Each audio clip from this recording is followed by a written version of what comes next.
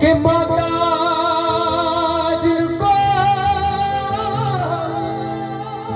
याद करे वो लोग निराले होते हैं। माता जिनका नाम पुकारे बड़ी किस्मत वाले हो